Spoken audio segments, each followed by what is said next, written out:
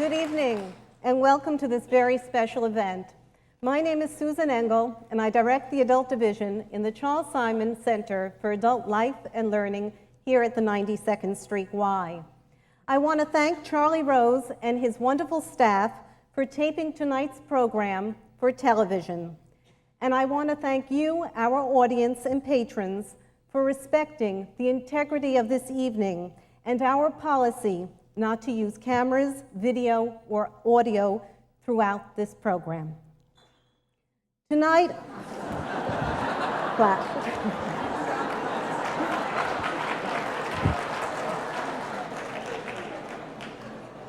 Tonight, I can't help but feel that we are part of history in the making here at the 92nd Street Y in presenting this debut appearance. And this has certainly been a personal wish and dream for me to come true. The format this evening is that our guest will read from his brilliant new book of lyrics and poems entitled Blackbird Singing, and then we'll be interviewed. I'm now delighted to introduce our interviewer, who will then bring out our amazing guest. 12 years ago, I saw Charlie Rose in the middle of the night on CBS Night Watch and invited him to come over from Washington to speak on the art of conversation. Since then, he has been our very great friend, bringing to our stage some of the most fascinating personalities of our time. Now he is soon to celebrate the 10th anniversary of Charlie Rose on PBS Channel 13. He has been honored at the Channel 13 Gala, won an Emmy, and has also expanded his role to include being a correspondent for CBS 60 Minutes. He has traveled around the world on location, interviewing dignitaries and literary figures and bringing them to the intimacy of our living room. From Libya, Paris, London, Israel, Hong Kong, and all across the world, his is the choice table that thinking people want to sit at. Ladies and gentlemen, please join me in giving a very warm welcome to the one and only Mr. Charlie Rose. Thank you. Thank you very much. Thank you.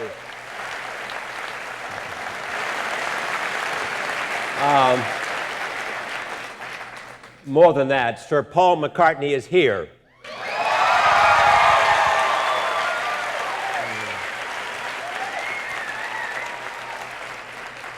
To do something he's only done once before in Liverpool several months ago, to read from his new book of poetry and lyrics from songs that he is familiar with. It has been a remarkable 4 decades for him, starting in Liverpool, an extraordinary time in music, earning him the reputation by merit of one of the great songwriters of our time. He's also a painter, he's a sailor. He has been part of so many people's lives, and I am honored this evening to introduce him to you, and after a reading from his new book, a conversation about poetry, about music, and about our times. Ladies and gentlemen, Sir Paul McCartney. Hey. Thank you. Thank you.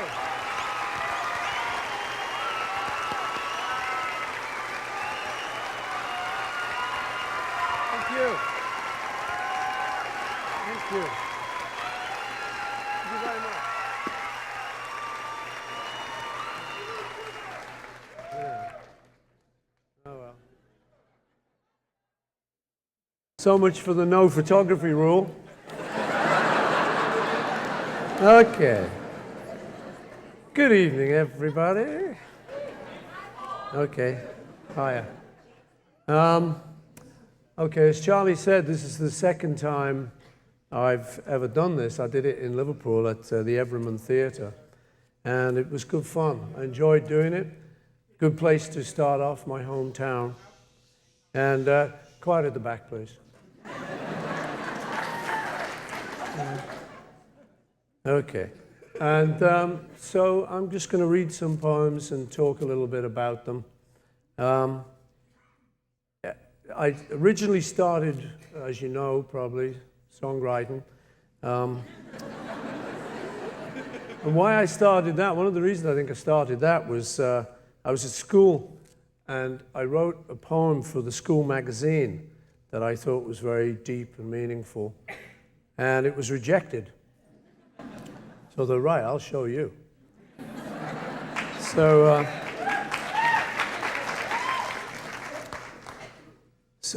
that bit of my career you know about probably, but what happened as far as poetry was concerned was that I had a very good friend of mine called Ivan Vaughan, and he actually got Parkinson's disease in his early 30s, and he was our friendship started when at school I heard that he was born on exactly the same day as I was in Liverpool. So obviously our friendship started, we had plenty to talk about. And later on, he took me to a village fete in Woolton and introduced me to his friend, John Lennon. So obviously Ive was a very pivotal person in my life, and I loved him dearly. He used to play in our skiffle group that we had. And I used to play a thing called a tea-chest bass. For any of you who don't know what that is, it's these things that the tea used to arrive in England from India and places like that. And once you'd finished the tea, you got this empty case, and people will attach a broom handle on the top of it and a piece of string, and they're used as an instrument. So Ive was the bass player in the skiffle group. You didn't need to be too musical, but you just had to have a lot of passion, and Ive had that. He went on to be a classic scholar at Cambridge, and as I say, he got Parkinson's, died very young, and the tragedy was he knew exactly what was going on. He was very well read, so he could understand exactly what was going on with him, but he was mad to the end. He had a little rhyme we used to say, Cranlock Navel, Cranlock Pie. This kind of thing he'd just come out with, you see. This is why I love the boy. So that's a brief explanation to the poem. It's called Ivan. Two doors open on the 18th of June. Two babies born on the same day in Liverpool. One was Ivan, the other me. We met in adolescence and did the deeds they dared us do. Jive with Ive, the ace on the bass. He introduced to me at Woolton Fete a pal or two. And so we did. A classic scholar he, a rocking roller me. As firm as friends could be. Cranlock Navel, Cranlock Pie. A tear is rolling down my eye. On the 16th of August, 1993, one door closed. Bye-bye, Ivy. All right, that's Ivy.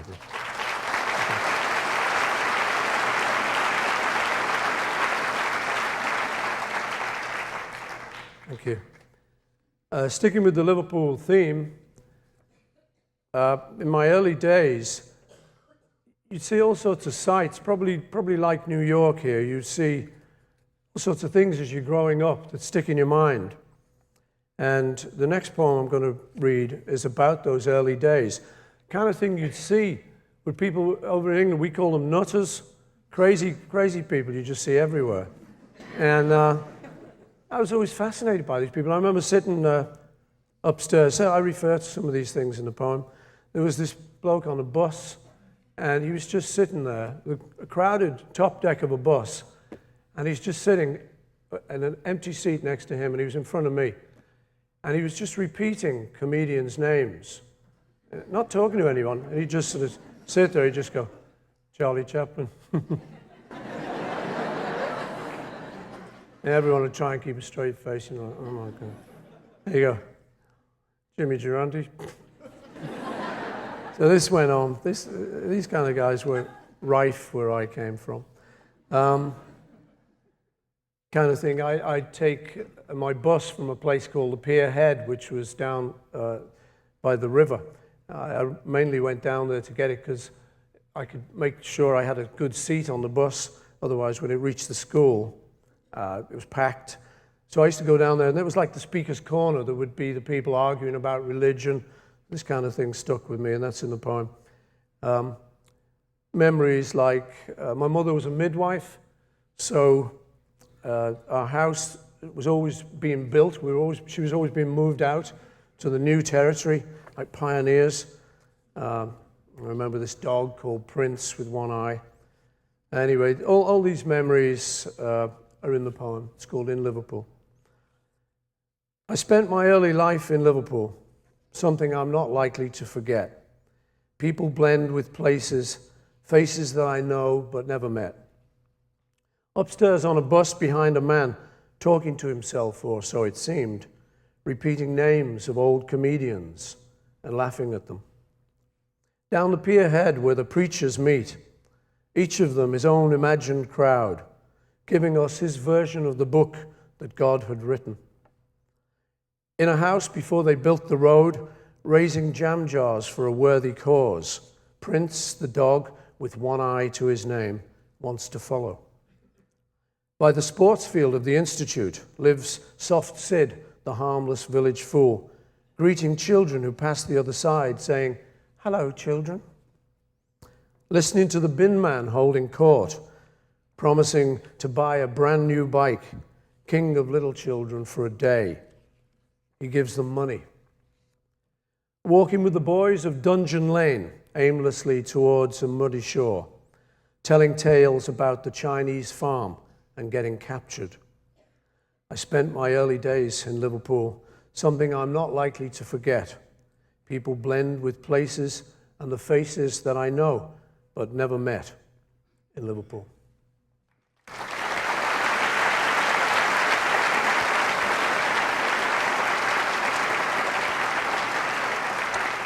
Thank you.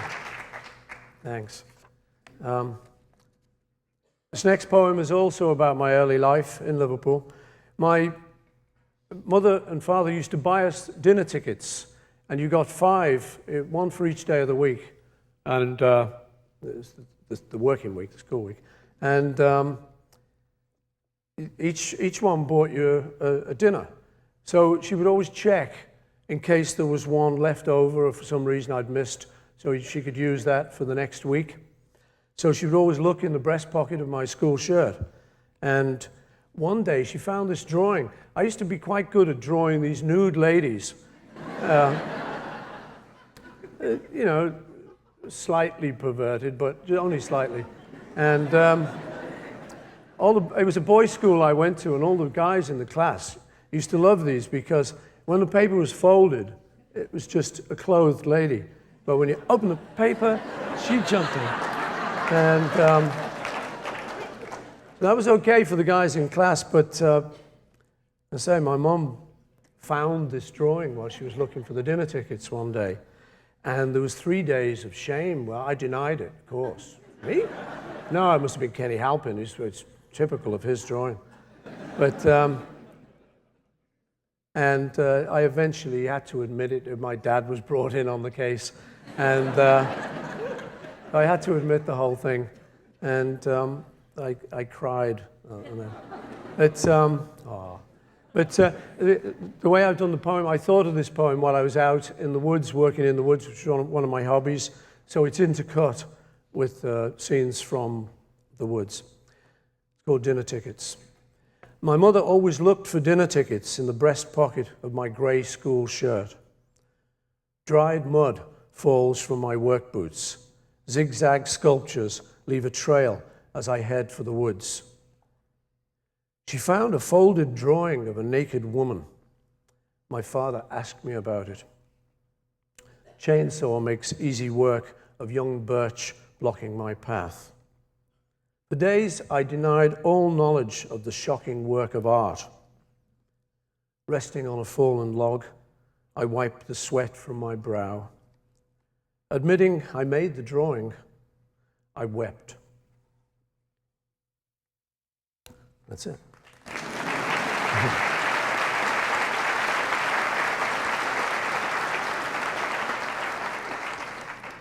I'll try and do a sort of kind of line at the end of it.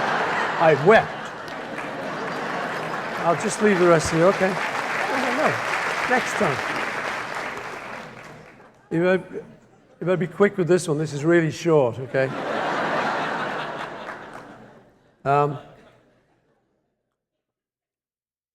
With this poem, this is a silly thing I came up with, but I was imagining if Tchaikovsky had lived in Liverpool, and I was imagining that he'd kind of lived down our street, and that one of the guys down the street was talking about him.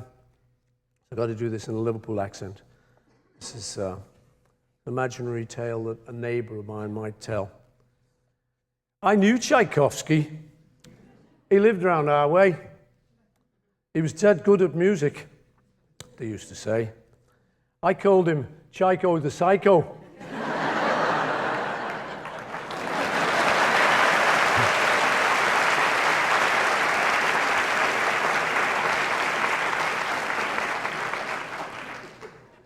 Okay, this next poem is... What was funny about that? I give in. This could be the last time I do this, you know. All right. This next poem. This happened one early morning when I couldn't sleep, and I had a stream of consciousness going through my head, words just teeming through. So I thought, I better get up.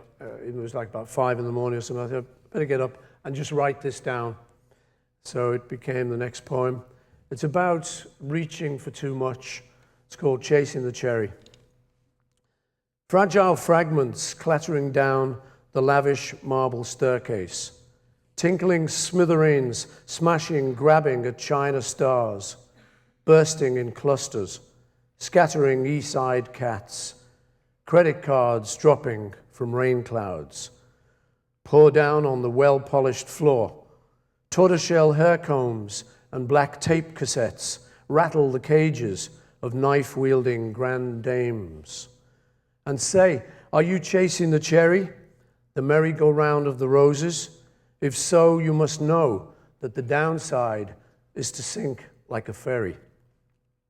Ascending the slope in herringbone fashion, holding on chromium steel, lifting the barbells with candlestick motion, sidestepping hot wax and wheel, flying with lizards all blown in a gust through staining glass windows and covered with dust blood to keep out the rain.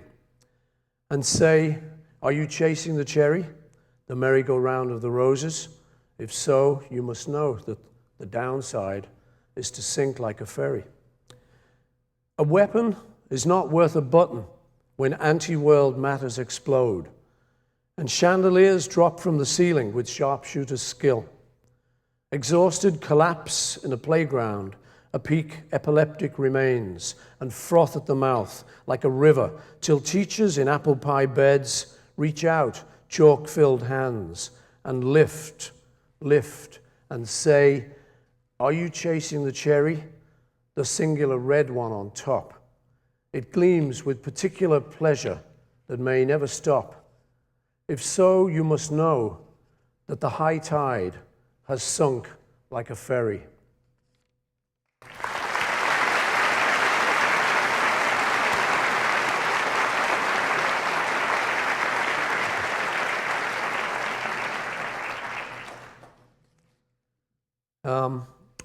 As I was telling you about the school magazine and my shameful rejection, I got over that, and I was first published with these poems, some of these, by the man who became the editor of this book, Blackbird Singing.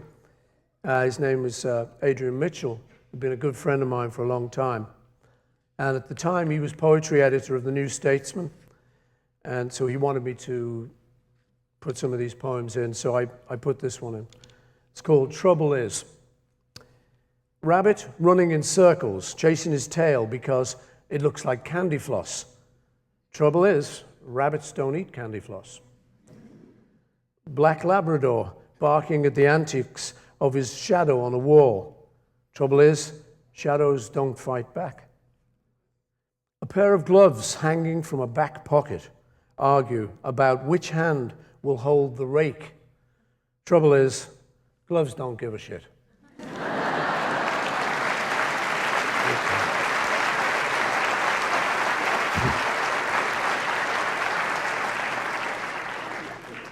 Thanks. Oh, this is fun. All right.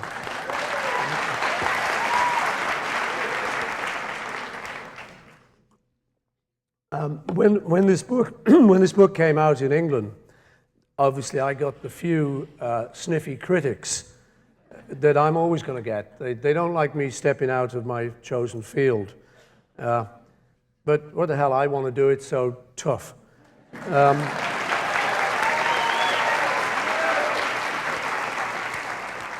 And one of the problems they had was the inclusion of lyrics in this. And one of them started his critique by saying, strike your most poetic stance. Swell your chest, lift your head high, stiffen your backbone, and try and imagine reading these lyrics with a serious face. So I got a bit brought down by that. This is what's. But my editor, Adrian, said, he said, you kidding? He said, you know that kind of poetry went out with the Victorians. He said, don't they remember the beat poets and Liverpool poets and all the various. So I was reassured by that, and so I'm going to dare to read a lyric now. The first line of this refers to the study of pataphysics, which I think was invented by Alfred Jarry, a French Dadaist. And it's not a real science. In fact, I think the Society of Pataphysicians, their most important position is the chair of beer. So he's got my vote. Here we go. This is called Maxwell's Silver Hammer.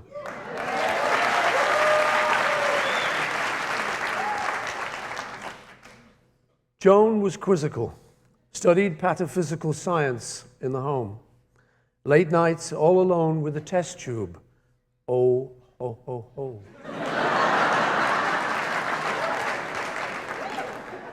Maxwell Edison, majoring in medicine, calls her on the phone. Can I take you out to the pictures, Joan? But as she's getting ready to go, a knock comes on the door. Bang, bang, Maxwell's silver hammer came down upon her head. Bang, bang, Maxwell's silver hammer made sure that she was dead. Back in school again, Maxwell plays the fool again. Teacher gets annoyed. Wishing to avoid an unpleasant scene, she tells Max to stay when the class has gone away. So he waits behind, writing 50 times, I must not be so, oh ho ho. But when she turns her back on the boy, he creeps up from behind. Bang, bang, Maxwell's silver hammer came down upon her head. Bang, bang, Maxwell's silver hammer made sure that she was dead.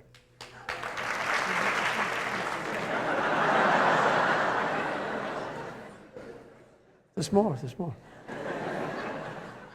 PC-31 said, we've caught a dirty one. Maxwell stands alone, painting testimonial pictures, oh, ho, ho, ho. Rose and Valerie, screaming from the gallery,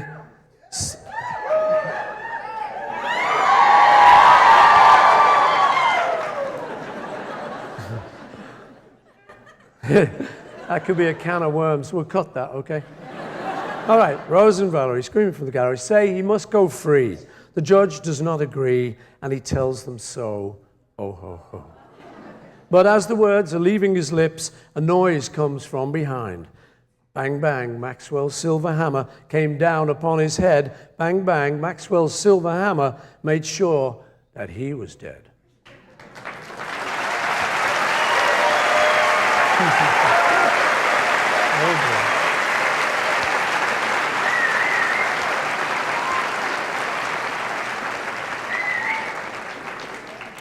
Thank you. All right. Okay. This next poem was something that more serious, which was occasioned by the death of John here in New York.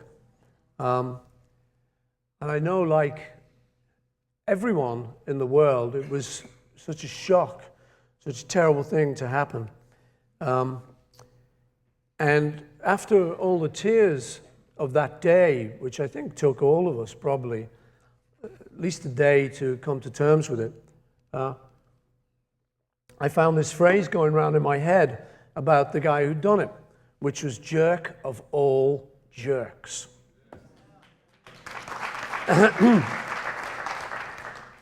So this is a poem on that subject called Jerks of All Jerks.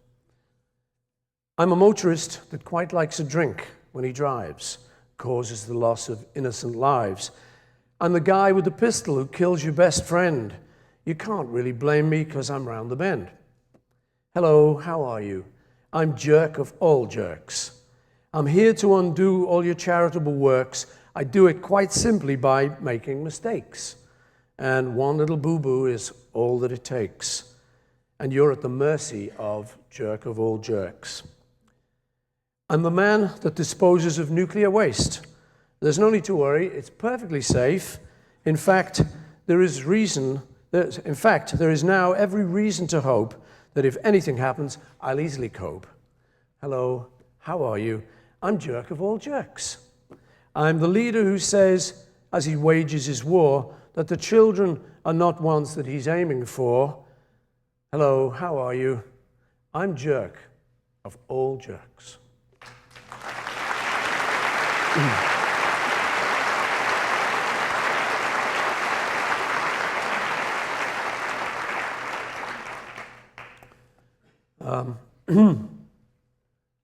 Again, with reference to John, who loved New York City so much, and it's good to be here in what was his second city, I think. And with this reading, to pay tribute to him. This next piece is a lyric, and John and I hadn't seen each other for a while. Thank God, before he died, we did make up, so I was really happy about that, because to have not done that would have been terrible for me. But after all our battles, we were making up, and I made up a song, an imaginary conversation with him. It refers to crying. That was one night when we were on tour, and we'd got diverted from Jacksonville, where we were supposed to play, because of a hurricane. So we had to go down and spend a night in Key West. And so we didn't see much of it, but we kind of stayed up all night and drank and talked and did all crazy things. Ended up crying. It's called Here Today. And if I said I really knew you well, what would your answer be if you were here today? Well, knowing you, you'd probably laugh and say that we were worlds apart if you were here today. But as for me, I still remember how it was before, and I'm holding back the tears no more. I love you. What about the time we met? Well, I suppose that you could say that we were playing hard to get, didn't understand a thing, but we could always sing. What about the night we cried because there wasn't any reason left to keep it all inside? Never understood a word, but you were always there with a smile. And if I say I really loved you and was glad you came along, then you were here today, for you were in my song.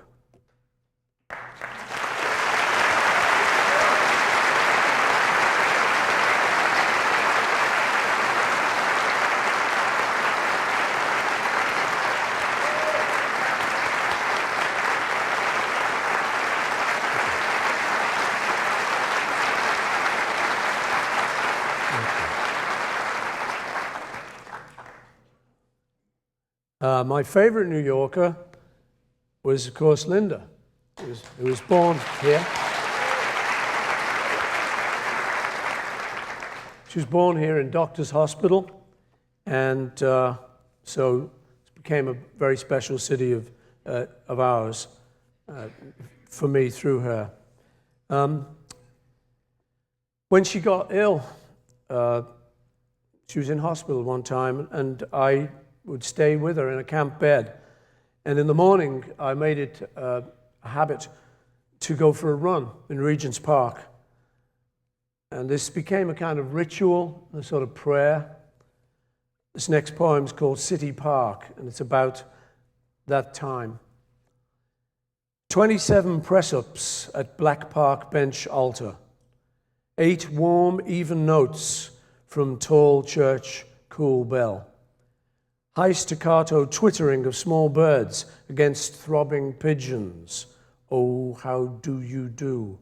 Oh, how do you coo? World's long, low-surfaced tickles to life with strangers. Sniffing collie couple, speed-walking, high-armed, brisk little sergeant major woman, bouncing peak in tow. Moorhen flutters squawking across crowded city pond top. All sorts of ducks mill slowly round white swans, stately black swans, snow-tipped, nipple-red beaks. A crow cackles with thumb on black comb rasp. Winter bare rose bushes line asphalt path. Old yellow scotch, pink posy, pourtois, polar star, mood music, and yesterday, where silent gardeners dig. 18 press-ups facing my lover's home, grins to the sky, 9 nods this way, 9 nods that, and I pray to the Spirit of goodness to open page on a fine, fine day, forever and ever, and ever and ever.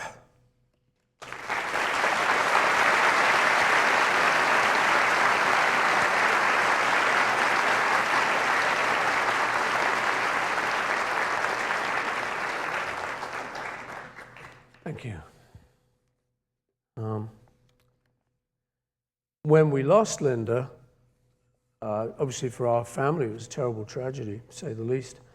But I think all of us felt that she was still there, and we would hear things and see things that somehow indicated that she was still around.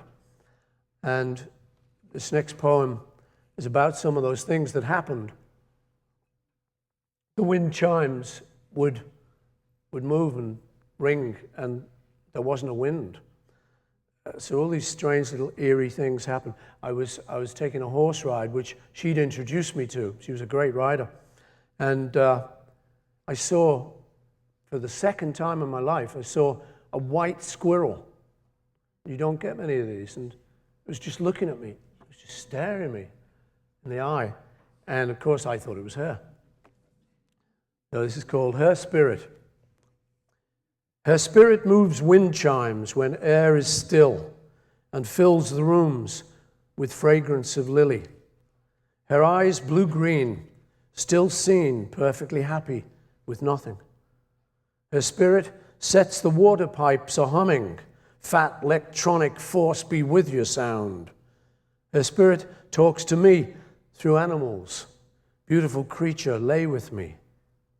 Bird that calls my name insists that she is here and nothing left to fear. Bright white squirrel, foot of tree, fixes me with innocent gaze. Her spirit talks to me.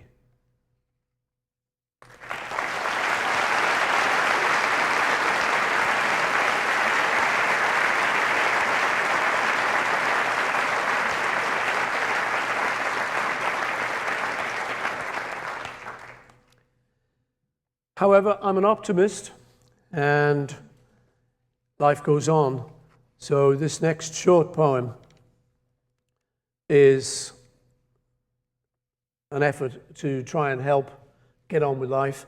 It's called Black Jacket. Sadness isn't sadness, it's happiness in a black jacket. Death isn't death, it's life that's jumped off a tall cliff. Tears are not tears, They're balls of laughter dipped in salt.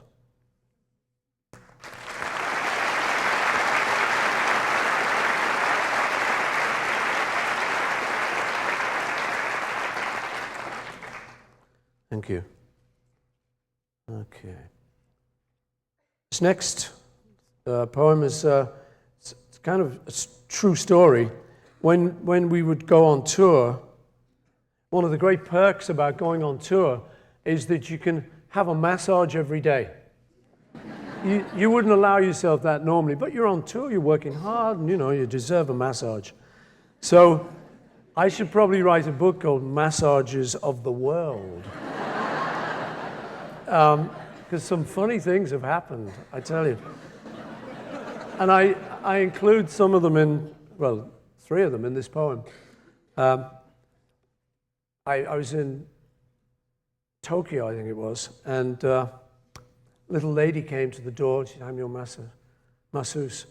I said, "Fine." So she asked me to lie down on the floor, and she started massaging me, and I'm closing my eyes, going into a nice daze, feeling great, getting relaxed. I suddenly realized she started singing, "Yesterday, all my troubles." No, stop it. I'm thinking, I hope she doesn't know the middle 8, but she didn't, luckily. I'm trying, oh my God. Then we got to, on this world tour, we got to Argentina. We were in Buenos Aires, and this lady who showed up, because you never know what you're going to get, She showed up, and what she wanted for me and my son, she did later, so we had some laughs about this later. What she wanted us to do was to lie down in the space between the 2 twin beds, and we had to make these sort of moaning noises. She'd say after me, "Ah." So we wanted a massage, we're going,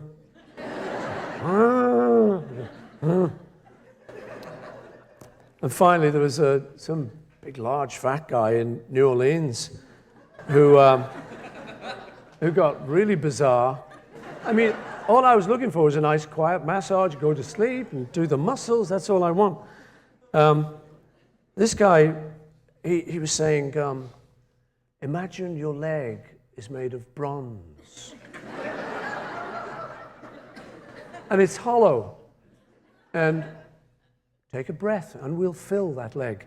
He said, okay. He said, imagine your neck is like a giraffe's neck. So he asked me about halfway through, he said, how do you feel? I said, I feel like a giraffe with a hollow bronze leg. And he finally finished off, sat me up on the table, and he said, look into my eyes and try and burn a hole in my eyes. It's true. So this is called Masseuse Masseur. Aso, Japanese masseuse. Lie me on a towel and work me till I'm loose. Hold my hand and sing me yesterday. Lie, Argentinian masseuse, beside me on the floor and work me till I'm loose, making moaning noises. We'll play girls and boys. Is anyone at home? Oh, you New Orleans masseur, lie me on a table and work me till I'm loose. Imagine my leg as hollow bronze, my neck like a giraffe, and I will burn a hole in your eyes till someone comes to blow the candle out.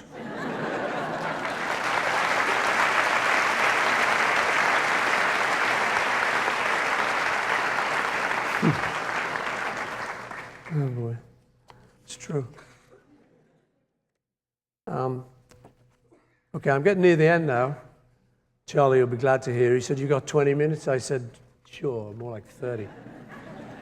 Anyway, this is a surprise for my friend and publisher at Norton, Bob Weil, who doesn't know this poem. He knows all the others in the book. This is one, Bob, that was written since the book was put together. So Bob hasn't heard this. I thought I'd just throw this in for you as a little surprise. It's called State of Grace. It's a heavenly day on the surface of earth, yet servants of evil still roam its face, searching crow's feet and crannies in which to give birth to the future. We praise the Spirit of goodness from whence all good things flow. As when a fish, fresh plucked from watery home, flaps wildly on the deck, what spirit moves the hand that throws it back? In this world, where ever-present dangers circle round our family heart, like a throng of hostile strangers eager for a war to start, there appears a friend's familiar face. Oh, sweet relief, the heart goes to a warmer place. And this we prize, and this we hold so dear, this humble state of grace. Laughing at the sky, behold its sheer blue genius unfold, and we are blessed to see its golden hue, to be amongst its chosen few. We praise the well of goodness from whence all good things flow. Through the night, a daffodil is battered by the father of all storms. Daybreak sees it stand alone amidst a field of lifeless forms. Rays of light illuminate the space where sweet relief presents a shining yellow face. And this we prize, and this we hold so dear, this humble state of grace. Life aboard this fast revolver still remains a magic mystery. Loud reports of anger fill the pages of our history. Those of us with love can now embrace with sweet relief a life lived at a gentler pace. For this we prize, for this we hold so dear, this humble state of grace.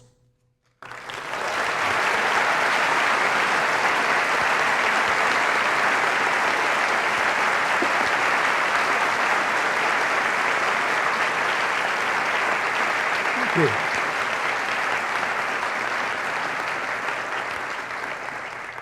All right. So I say this is the second time in the whole universe that I've ever done this, and I thought one of the things you can do at a reading like this, rather like the Valerie screaming from the gallery before, we can get a little bit of audience participation. So are you up for that? Okay. We're going to finish with this, and before we get on to conversation with Charlie. So what I like to do is I'll do the first verse, and then I'd like you to join in quietly with the second verse, and then loudly, like a mad Russian poet, with the third verse. I think you'll get the idea as we go along.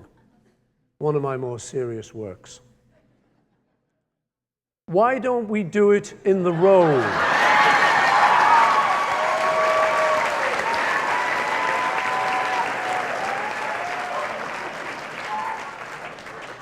Why don't we do it in the road?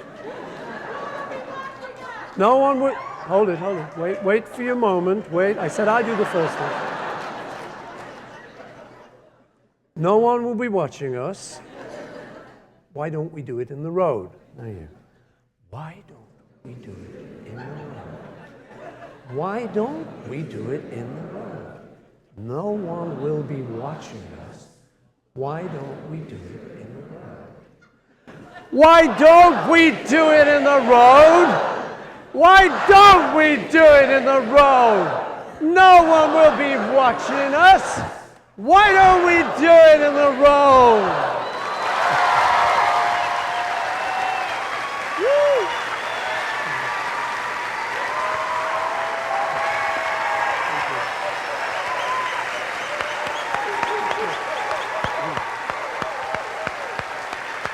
Thank you.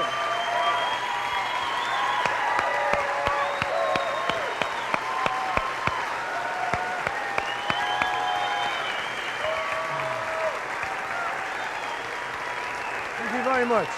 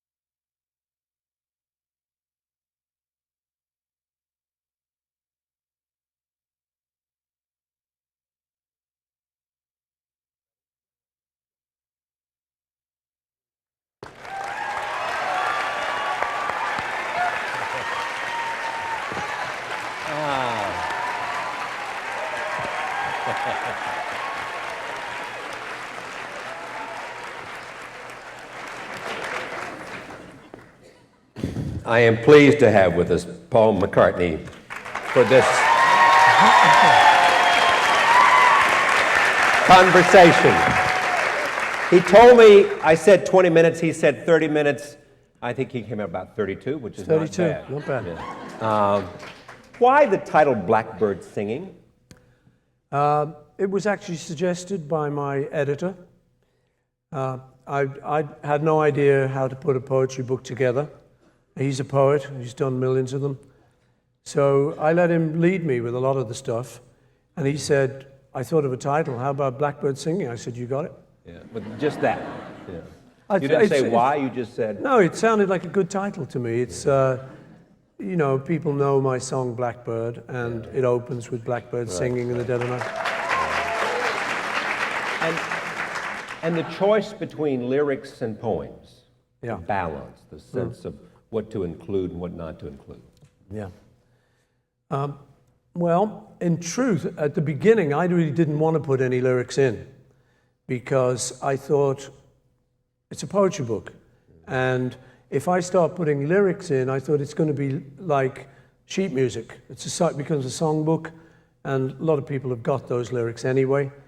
But he persuaded me. He said, no, he said, these lyrics, they're poems. They're not just songs. They work on the page.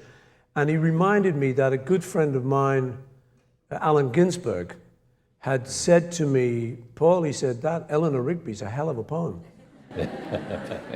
And obviously I was very pleased to hear that coming from someone like Allen. And so putting those facts together, I said to Adrian, well, let's think about it. And by the end of the book, I agreed with him. I think it was a good idea to put them in there.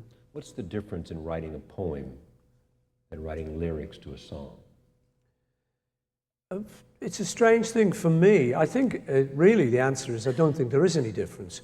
But for me, I started off thinking that you can get deeper with a poem. I say, having put the book together, I don't necessarily think that's true now. But when my friend Ivan died, who I spoke about, it didn't seem appropriate to do a song about him. It seemed more personal, like I was writing a letter to him, to do a poem. And he himself was a classic scholar, studied Latin and Greek at Cambridge. So I just had the feeling that he might like that better. I'm not sure there is much difference, really. I think people would argue, someone like Ginsberg would argue, and Adrian Mitchell would argue that there isn't any difference. Some have said that the difference is that poems can be more free, whereas music has certain kinds of demands that poem doesn't have. I think that's true. It depends what kind of music, you know. Yeah.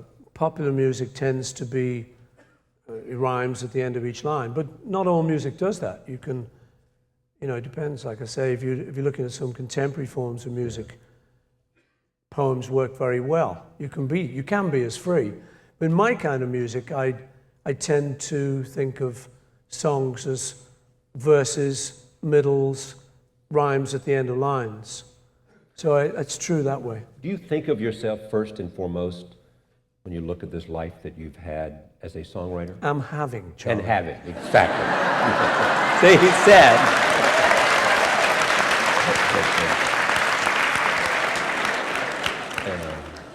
And there's a philosophy behind that. I know. There's a philosophy behind that. Do you think this life that you are having and have had. And will have. We will continue. And will have. We'll continue to have. Hopefully. For many, many years. Yeah. That this is a life that you are, most of all, at the core, a songwriter. Yeah, I think that is true. It's my first love. It's something that I started doing when I was 14 and have loved doing. It comes quite easy to me. I'm very lucky in that respect. And the great thing about it is it has often quite a big effect on people. People will come up to me in the street and just stop me and say, thanks for the music. And they'll tell me stories, and all age groups too. Will say, you know, I was in college and I was having the hardest time, but your music got me through it. One of the greatest things was I was at a dinner party with my brother and sister-in-law, John and Jody, and there was a lady there whose son had contracted cancer, and she said, he's a really big fan of yours. Would you sign a record for him? And I said, oh, sure, of course. You know, I said, I'll send him around the whole repertoire, and because he was ill in bed. So I did that, and it was fabulous. The next year, I met his mom again, and she said, thanks for doing that. That was really great. She said, you know, he's better now. You can't get better than that. I mean, laughter and love and music, you know, can make a difference. When you started, there's a great story that I've always wanted to ask you about, that when you first met John Lennon, that you two discussed the lyrics from Bebopaloo. Well, it was 20 Flight Rock. Oh, it was 20 Flat Rock, which you'd been singing. Yeah. Yeah. Yeah. And it wasn't so much we discussed them. He was just very impressed that I knew them. He didn't. Yeah. And you didn't always have the record then, so it was quite impressive if you actually knew the lyrics and could remember them and sing them. Yeah. And I was sitting around with him and I just came out with it.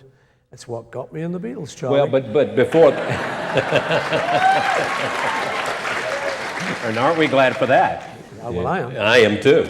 But you were trying to impress him. Oh, sure. Yeah, well, I was always trying to impress John. Yeah. He was a year and a half older than me. Yeah. Big difference in your teenage years, that is. That's a grown-up almost. You were 14 and he was 60. Yeah, something like that. Yeah. Why haven't you done this before? Put these No one asked me. Poems. No editor came to you and said, "Hey, Paul, do you have any poems in you?" Yeah. No, it's half of it's that, but probably more importantly, I hadn't really written any, first of all, and then I hadn't written many.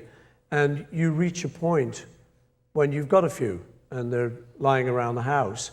And it was Linda actually talked to Adrian Mitchell, my English editor, and she said, "What do you think about Paul doing a poetry book?" And he thought it was a great idea. So the two of them were hatching the plot to put the idea to me, because I found out about it and thought it was very nice of them to do that. Yeah, he says, this book was Linda's idea and she is our inspiration for this. Did you have trepidation about putting this between covers and say, here is the way I write poems? And a little, because I think there is a danger that poetry can seem a bit pretentious. When I was in school, the idea of sort of standing up and reading a poem was a little difficult, because you move out of your natural persona and you sort of go to another place, you know. But I do like it, and I like listening to poetry, and I like reading poetry. So I got over that reservation and thought, this is something I could do. And I'm forever jumping into these things. You know, someone says, you know, would you like to do this? Would you like to work on this? And I bite these things off and just think, yeah, I've got a lot of passion. So I think, yeah, I'd love to do this. I'd love to do it. It was true about painting. It was true about sailing. It was true about writing. It was true about composing symphonies. Yeah, well, working with a symphony orchestra, to me, people offer them to me, and I'm so enthusiastic. I think, wow, that'd be great to do. So I've accepted before I've even really thought about it. I said, yeah, I'll do it. Yeah. When will there be a new album? Well, we have a Wings retrospective album that's coming out very soon, next couple of weeks. Concurrent with a documentary, which is a wonderful conversation between you and your daughter, Mary. There's a film on ABC television called Wingspan. The whole project's called Wingspan, which my daughter Mary interviews me in, which is great fun. And her husband, Alistair, directs and produces it. So it's a family affair, and I'm very pleased the way it's turned out. It's a real sort of behind-the-scenes look at that whole period. And what I like about it is we did a Beatles anthology, which was great. It was the success story of 4 young guys. This is more a question of follow that. Yeah. And the dangers involved and how hard it is for anyone to follow that. And suddenly I found myself in that position. And Linda and I at the same time trying to bring up a family. So it's the story of that. It's an interesting story. You, backstage, you got a call from Stella. Yeah. Mary was there. James is somewhere, I don't know. Somewhere in America. Somewhere in America. Yeah. The family is very, very important to you. It has always been. Oh, yeah. I mean, Sure. Linda played in the group simply because she was traveling and it made her part of everything. Where does that come from? Well, it comes from just loving your family, basically. I don't find that difficult at all. But I've got, personally myself, I've got a very strong Liverpool family. Yeah. So, and there's millions of them. So in fact, they're breeding as we speak. Yes, I was going to say. More and more people. Hey, mate, I'm your cousin. Really? Your cousin. Oh, who are you? No, there's it's a large, large family, and they're great, and I'm just our Paul. Never mind, you wouldn't ever catch any of them calling me Sir Paul. You know, it's just out of the question, which I'm glad of. But you got the Wings anthology coming out, Yeah. concurrent with the film. People are asking also, at what point will you come to grips in song with some of the things you do here in poem? Well, I think, you know, since putting the book out, that started to interest me, because some of them are prospective lyrics. You know, some of the ones... the poems may very well become lyrics. Yeah, some of them are to have a kind of song form that could easily move, I could put a tune to them, which is something I've not really done too much. There's only 1 or 2 of my songs I've ever done that, written the lyrics first, and then put a tune to it. But it's quite nice to do. I just haven't done it much, so it might happen. The only trouble is I write so many. I just got to... I'm also working on a new album of songs, which I just was out in... You haven't heard it yet. It could be a disaster. So what's the nature of the album? That's what I would call regular songs. That's regular songs? Well, as opposed to, you know, accompanied by a symphony orchestra. Or oh, I see. Songs. I had quite a few lying around and been writing stuff over the last couple of years. And I hooked up with a new producer who we get on very well. And I wasn't sure how well I was going to like him, in fact. So I thought I'll just do 2 weeks with him, just in case it all goes pear-shaped. Yeah.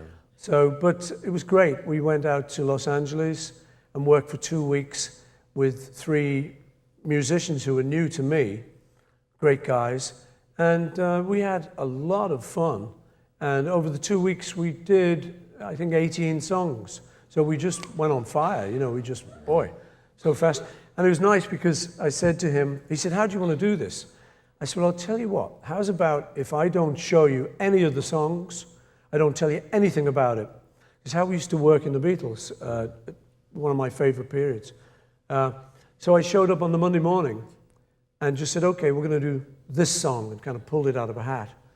So nobody knew what was going to go, but they're such good guys, and we all know how to do it. So it came out really fresh, right onto the skillet, and it just sizzled.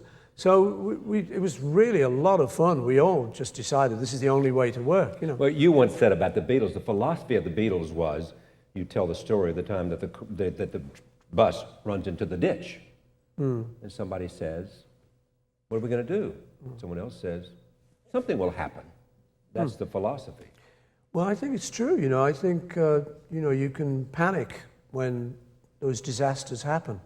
But I do seem to have found that something will happen, whether you like it or not, you know. So I trust in that, something.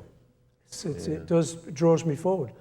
So we had a great time with these guys, and things that you couldn't write happen in these sessions. I got a phone call about one of the guys, and we're just chatting and saying, how's he going and stuff.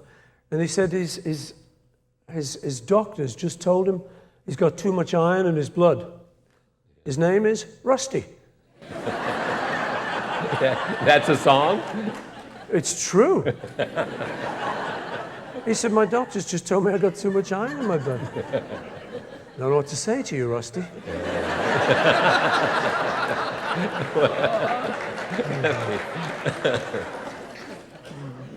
Let me go back to the beginning for a few minutes.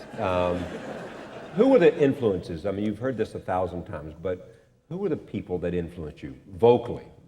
Was it Elvis? Was it somebody else? Yeah, singing, it was Elvis and Little Richard. Probably my main two influences, singing. And then, as far as things like poetry were concerned and lyrics, I had a really inspirational English teacher, a really cool guy. You know, I talk to people, and often people have got one teacher who does the job. He turns them on to the subject. And luckily for me, this was an English teacher. So I did well at English literature, whereas I think if I hadn't had him, I wouldn't have done. His name was Alan Durband, and he had a class, it was an old boys' school, he had a class of 16-year-old Liverpool boys who were not interested in poetry. Yeah, right. Interested in other things, but not poetry. Rock and roll, sex, etc. Right. Sex, rock and roll, sex. Any order. But what he did, he started off, he said, I'm going to teach you about Chaucer, great English poet. And he started doing it in the old language rather than the translation. So it was, he started the lesson, he said, Hir wimpel pinched was. And we're all going, excuse me? And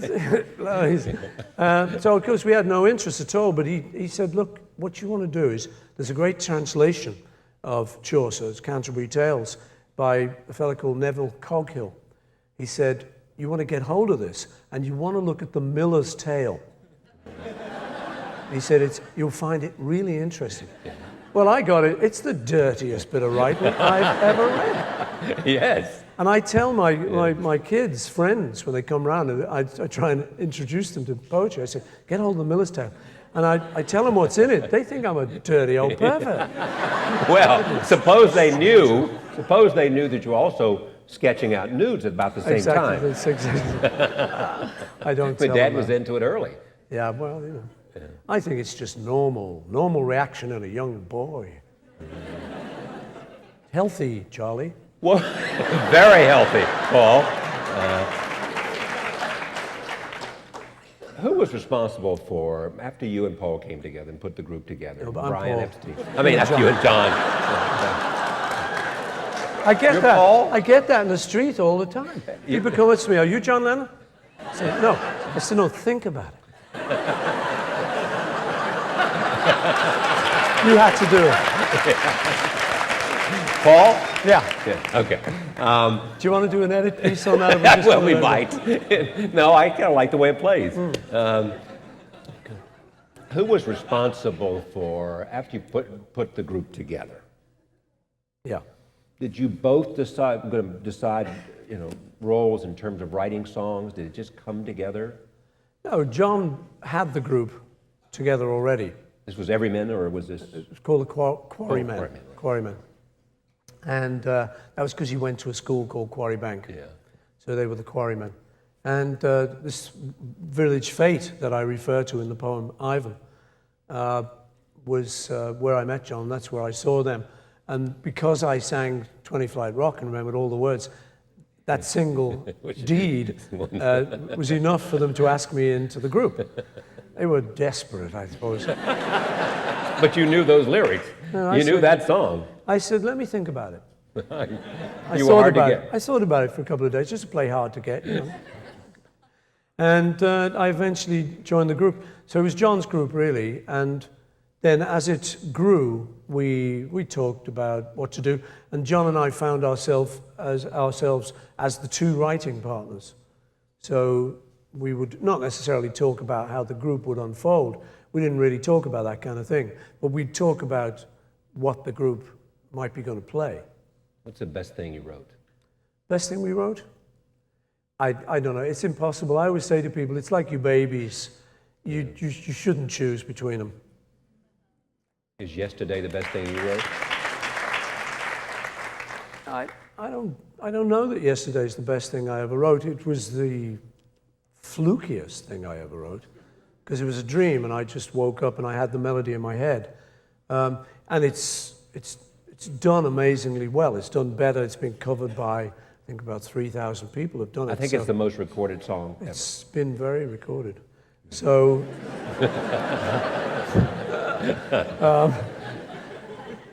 so you know, in that respect, so I suppose you'd say it's the best. Yeah. But I think I probably prefer other songs, actually. I think I like Here, There and Everywhere better as a song. Why? I think it seems a bit more crafted. You know, as a songwriter or writing poetry or anything, the fun is, for me, is that I find myself being a craftsman.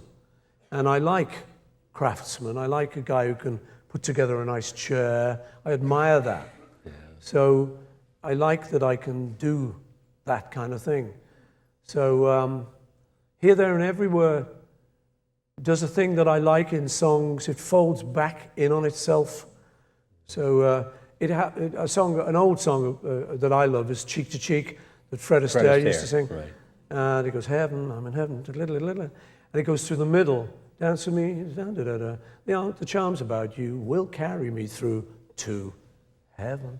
And it comes back, and it's just, yes, so neat the way it just folds back into itself. In fact, you have said that one day you'd like to do an album of those kinds of songs. You know, it'd be great. I do love those songs. I'm a big fan of Fred's and Nat King Cole and those people. They're just such great craftsmen, you know.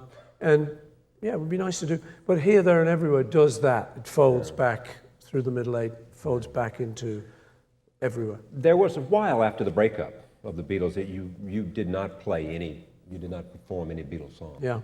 Why was that?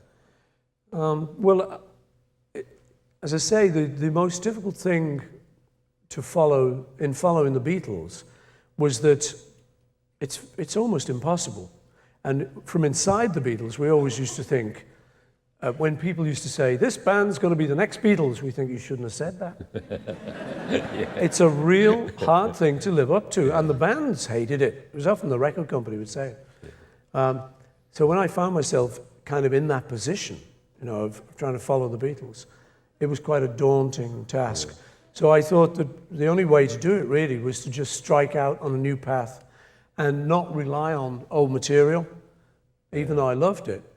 Just to try and get a new repertoire. As a solo artist? With Wings, yeah. Yeah, with Wings. Yeah. So we did that, and by the time we came to America here in 1976, we had a large repertoire of non-Beatles stuff, and we could stand on our own 2 feet, which was very gratifying. And this is what we'll see in the new album, in part, a lot of that stuff. That's the sort of payoff in the story. Mm. You see us struggling, going through this and that, all the traumas. But eventually, we end up here in America with a huge, successful tour, which was... Yeah. There was another tour in 1989, a world tour. Yeah. In which you went back. Mm-hmm. You began to sing some of them, including Sgt. Pepper's Band. Yeah, that's right, yeah. Well, you know, after a point, you think, well, I proved that it can be done, and so it'd be good now to revisit the old stuff. And I love it. As I said, it's good stuff. Something like Sgt. Pepper's is a good audience song. It addresses the audience. It, you know, it talks to the audience. So it's a good song to sing for an audience. Plus, of course, I mean, I have to admit, those are the songs of mine that people know best. Of course. And if I go to a concert, I probably want to hear them do the songs I want to hear them do. So when they start doing their new album, I go, It's so happy to see an artist say that. It's true. it's true, but you know, you can't keep just rehashing the old stuff, so you've got to try the new stuff. And so it's, audiences don't always like it. But so I started doing some of the old stuff, and I liked it and they liked it. So But you don't just go back to your own, the old stuff of the Beatles, but you also go back to some of those early influences, people. yeah, some old rock and roll. When you did Run, Devil, Run. Yeah. I mean, you read. The rock and roll thing, yeah. The like rock it. and roll stuff is always there for you. Yeah, it's where I started in music. It's my first influence. And I think, you know, those teenage years are so exciting. I found them very exciting. They're your formative years. And there's nothing like that thrill for me of Elvis Presley's first album. I mean, everything else he did after that, for me, was never quite as good. Just because it was just so exciting. And that period of how he was with an audience, I just found so intriguing. He was having fun with it all, just cheeky, and he's so great. And then later, you know, he goes to Vegas and gets the rhinestone and loses me. He lost you then. You couldn't identify. It's not my favorite period. The only bit I like out of that was when he got carried away one time. I think he was on fairly heavy drugs by this point, and he does this famous thing where he's a song I used to do, actually. I did it one performance and got laughed off the stage by the band, actually, by the Beatles. Yeah, behind you. Yeah. I tried to do Are You Lonesome Tonight? Which is good. Are you lonesome tonight? Great. But then there's like a little monologue in the middle of it. He said, you know, they say the world's a stage, and the band is like falling off. Somebody stop him. That's it. I'm never doing that, thank God. Yes. But Elvis goes into that monologue. Yeah. And he forgets it. And I must say, I like that. Yeah, that's a good moment. He just loses it. I think the problem was he closes his eyes. Yeah. And I think, you know, by then I think it was well known that he was on all sorts of stimulants and stuff. So he goes, you know what I say? And I think that's when he's got, whoa. Yes. And he starts going, fuzzy wuzzy was a bear. Fuzzy wuzzy. And I'm going, yes.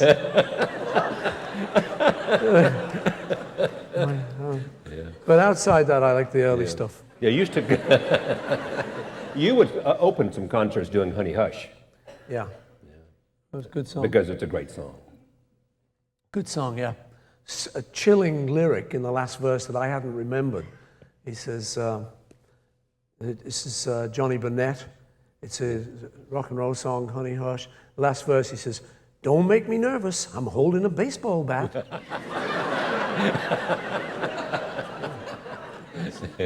Straight to the point.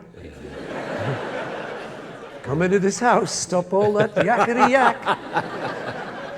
Is there anything Anyway. creatively you've wanted to do you haven't done? Creatively. You've done symphonies, you paint, now poetry. Unfortunately, there's a lot of stuff creatively that I haven't done. Why not? And that I would like to do. Time? Yeah, it's just also, you know, I'm a little wary of being Renaissance man who does this, and this. So I try and restrain that thing, you know, I sort of think, better try and pace it, you know, so I don't come out with too many things. But there are lots of things. I can never think of them when someone asks me that Do question. you care about critics? Critics, no, but they... No, I don't really care. I find myself, you know, sometimes if you're at a dinner party with some friends, particularly when you're with artists, they get too much time. We talk about them too much. And I have to sort of say, okay, they had enough time, let's get off them. You know, the trouble about critics is that I would always like them to better what I do. I would be convinced if they could say, you know, that's a crap song, and here's a better one that I just wrote. And they never can.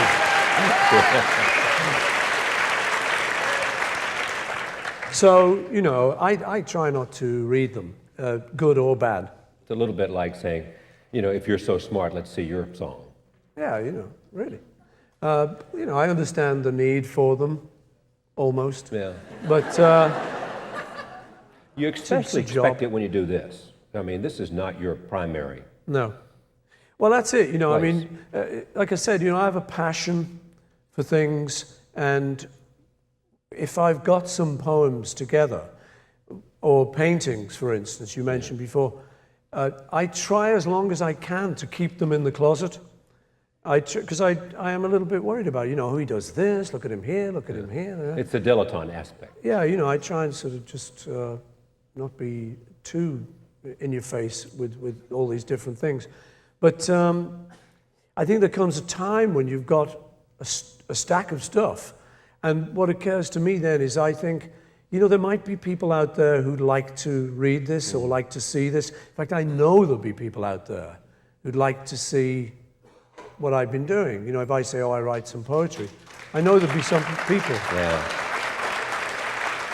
So it's for them that I put the books out, and for me, but it's because I know they might like to look at it. And if I don't put it out, they don't get a chance. Same thing is true about painting, as you said. Yeah. You started painting because what? Well, I used to paint and draw and stuff at school, and enjoyed art, but I was very nervous, not just the sort of doing this and that aspect, but I was also very nervous of saying, I'm a painter. You know, I think a lot of people have blocks with those kind of things, and I had a big one, which was like, oh, what do you do? You know, God, we've got to think about it now.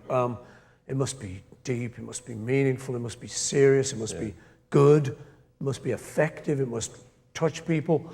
And that list just seemed too daunting, so I thought, you know, I always put it off. But I met, through Linda and her dad, Lee, the painter Willem de Kooning, who's a great, great guy, fantastic painter. A round of applause for Willem. Willem de Kooning. All right. And I was privileged to be able to go out to his studio and to watch him paint. And it was very liberating watching him paint. And what happened one day was his assistant said, Bill wants to give you and Linda a picture. So we thought about it. And he's got these huge canvases that we haven't got room for. We haven't got that big a house. And also we thought it would just be a bit unseemly to say, I'll have that $1 million sucker over there. Yes. So, if you're going to give me one, give me a good one. Big one. So there was a little one that was lying on the floor that he'd hand framed. And it was a thing he used to do. He used to take copies of the New York Times, used to do a pull. If he had too much paint on the canvas, he'd put the New York Times on and pull it off, kind of get a new painting. And he'd lie that around and forget about it. But sometimes he liked those. And this one he liked a lot. And he'd framed it. And so we said, well, we love that one. I don't know if you want to give that one. And he said, oh, sure, I'd love to, sure. So we were looking at it and thanking him for it. And I plucked up all my courage. I said, Bill, this may seem like a stupid question, because he's great abstract expressionist painter. I said, this may seem like a stupid question, but I said, but what is it? And he looked. What have you painted? What is it? And he looked and he said, I don't know. That's right. He said, looks like a couch, huh? Yeah. Oh, boom. I thought, I can paint. I can paint. I can do it. I said, I can do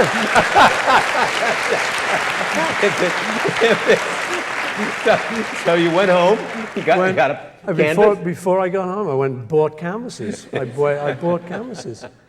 I painted. I've never stopped ever since. But you didn't show them for a long time. I didn't show them for about 15 years. Some German gallery owner or something. Yeah, German gallery owner heard I had these. So he comes to you and says, let's have an exhibition. Yeah. That wasn't, several years ago? Or? Yeah, it was a few years ago now. Yeah. And were you nervous about this? Well, yeah, the thing about it was that some people had said to me, when they heard I painted, they said, I'll give you an exhibition. I said, but you haven't seen the work yet. They said, it doesn't matter. So, you know, they just wanted to give my name an exhibition. Yeah, of course. So I said, no thanks, you know, and I was passed on that. But this bloke said, I'd like to come and look at your work, and I'd like to think about it and stuff. And if I think it's good enough, I'd like to give you an exhibition. For a long time, you he didn't sell treated- any. Sorry? For a long time, you didn't sell any. I still haven't. A one? real long time. Not one? No. I don't sell them. But You know, I mean, some of my friends who are painters say, you know, you should sell them to great collectors, and you should get around a bit. Yeah. But I don't really want to, and my kids don't want me to. just because it's family. Well, I think it's family. It's like Dad's paintings. You know, we'll keep them. I don't know. I might do one day. I don't know. You know, I just haven't. It's not something that's cropped up yet. Would you have wanted one of the kids to be a musician? I would be happy if I don't mind what the kids do. They're, you know, As long as they're happy. You know, it's got to be just something they love to do. My son James is a very good musician, and he may want to enter the fray, but you know, it's a difficult thing because inevitably people will compare his work with mine, and I think you often find that. So, but you know, he may not give a damn, and he may just decide he wants to do it. My kids are all very musical, actually. Mary and Stella both? Yeah, they're all very good. Heather, yeah, they love music, and they're good singers. They hold a tune very well.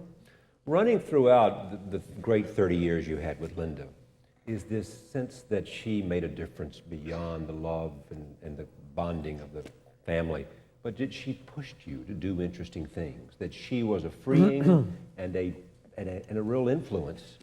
I think she freed me to do interesting things. I think I maybe had a tendency to think too much about things. I mean, some people would say it's a merit.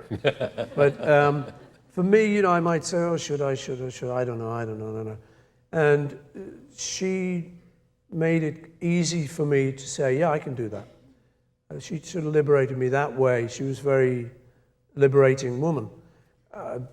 Again, like the de Kooning thing, it often just takes one moment.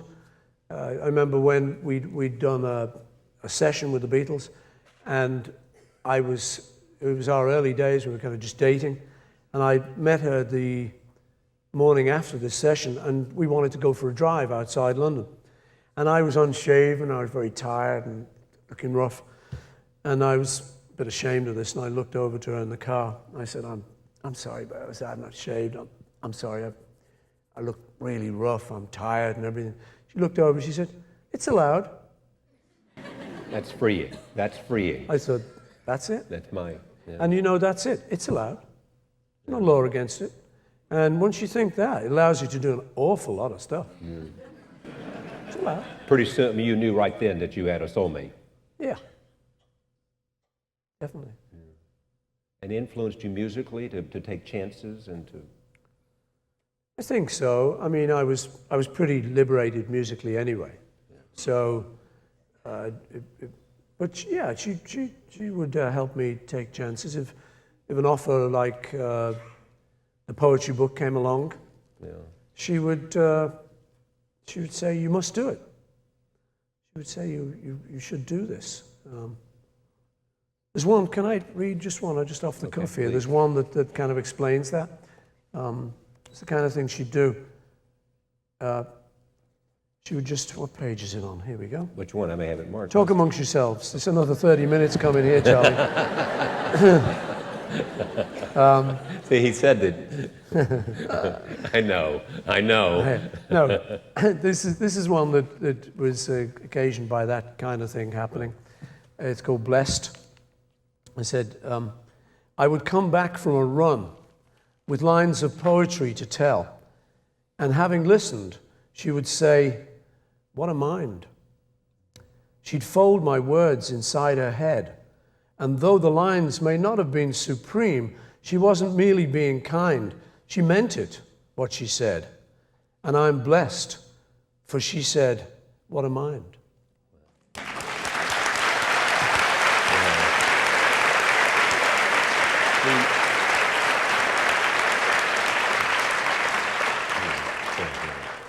You say about the grieving process, that you can't go off and be busy, and try to deny, that if you have suffered a loss that's deep and painful, you have to let that emotion wash over you. That was the way I felt, yeah. A lot of friends, particularly professional people, said just dive into work, immerse yourself in work, just get busy, busy, busy. But I couldn't, and I did the opposite. I didn't really do much the first year after she died. I just thought, I've just got to see how I feel before I do anything else. I don't want to block it out. I want to see what this is, and how I'm feeling. Because the tears have to come. Oh yeah, the first year was, that's what happened. A lot of crying the first year. And, I was glad to. It was good. It was cleansing. When did you come out of that and were ready to sort of, to do something musically? It was almost after a set of seasons had gone by. I felt like nature was somehow involved. So a year, approximately, just over a year, was kind of what it took, really, to start to see a new horizon. It was, after a year, it was springtime again. She died in April 17th, so spring was coming round again. So it was a rebirth, and I don't know whether it's to do with that or the fact that a year, a cyclical thing, is what it's to do with. But I found it took about that long. And then you could focus and be creative again. And yeah, I found other things started to just come in, just other things voluntarily just started to enter the picture. Were you writing all of that time at all? And yeah, I was writing during that time, yeah. For this, or? Yeah, some of the pieces in there. The park comes from here, and what you just read came from here. Some of the pieces in there towards the end of the book come from that time, yeah. What do you look forward to now? I look forward to enjoying myself. It's one of the great things for me. Seems a bit sort of corny sometimes when people say that, but years ago when we studied meditation with the Maharishi in India, we had a real good time, and I always felt it was a very valuable experience, and it was a process that you can always go back to if you're in a turmoil. It's a centering process that I like a lot. And he gave us his book, the great wise man gave us his book, because he was one of the ones that wasn't a fake. Yeah. There were a lot of them around that time who were into Rolls Royces and chicks. And come here. He wasn't one of them. And he gave us his book, and I looked to see what he would write besides putting his name in it. And he wrote about, he said, radiate bliss consciousness. And then at the end of it, he just put, enjoy. And I always thought that was really cool coming from him. And I actually met him quite recently, just about a year and a half ago, I think. He lives in the Netherlands now.